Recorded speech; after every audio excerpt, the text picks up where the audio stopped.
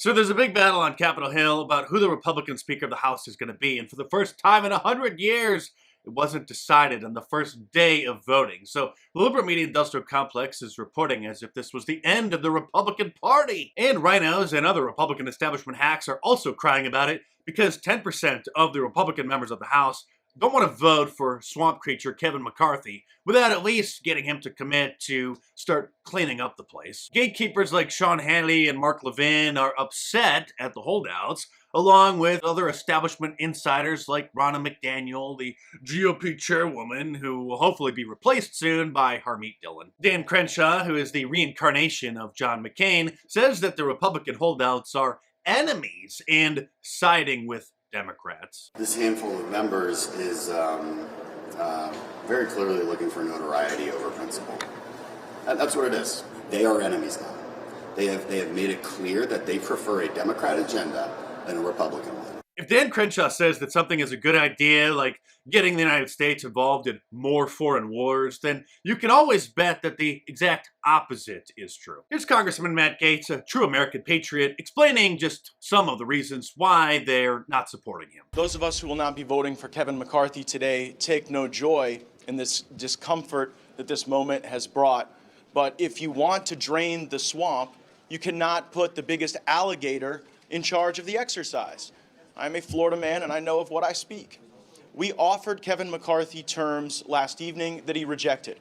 We sought a vote in the first quarter of the 118th Congress on term limits. He refused. We wanted a budget from the Republican Study Committee that balances on the floor in the first quarter. He refused. We wanted the border plan that the Texas delegation put together on the floor. He refused. Time and again, his viewpoints, his positions, they shift like sands underneath you. There are plenty of reasons not to trust Kevin McCarthy, like him throwing Donald Trump under the bus after the mostly peaceful protest on January 6th at the Capitol, him caught on tape on a conference call suggesting that Republican members of Congress who are questioning certain things that happened during the 2020 presidential election should also be banned from Twitter. Kevin McCarthy of California told his close friend Liz Cheney that he hoped the social media companies would censor more conservative Republicans in Congress. Barry Moore has said some things today even that we should look at, honestly.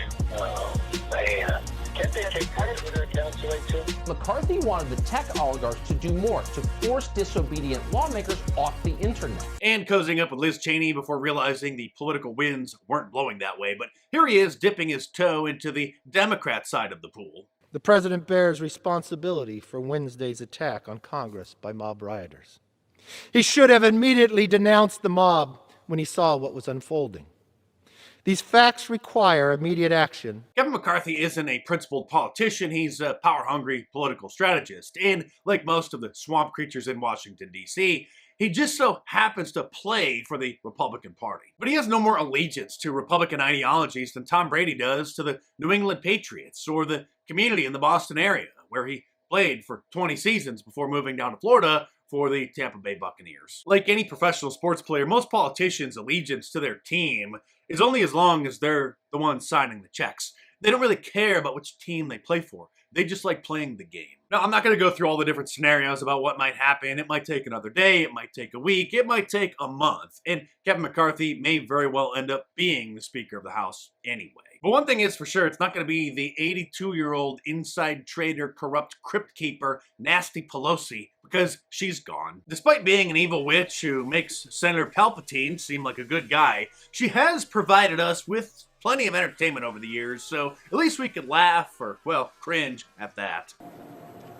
Good morning. Sunday morning. But you know what? He's not going to be president. He is not, Donald Trump is not going to be president of the United States. Take it to the bank. Okay. I guarantee it. All right. Sayonara, Skeletor. And when this Speaker of the House vote finally gets settled, one thing will be for sure. We will have the majority in the House of Representatives. We will chair the committees. We will have subpoena power. There will be no more January 6th committee, and it'll be time to go Ultra MAGA. And by the way, get free shipping in the US on all of my shirts at markdice.com for the rest of this week by using the promo code Ultra MAGA at the checkout. So if you want to get a Trump Claus sweatshirt for next Christmas, might as well get it now. Or my new Ultra MAGA shirt, classic liberalism find a cure shirt, my climate change shirt, which illustrates how the climate changes each season, or any of my awesome designs. All available in a t-shirt, long sleeve, and a hoodie, and a whole bunch of different colors as well. So head on over to markdice.com or click the link in the description below. Enter the promo code ULTRAMAG at the checkout this week to get free shipping in the US, and check them out.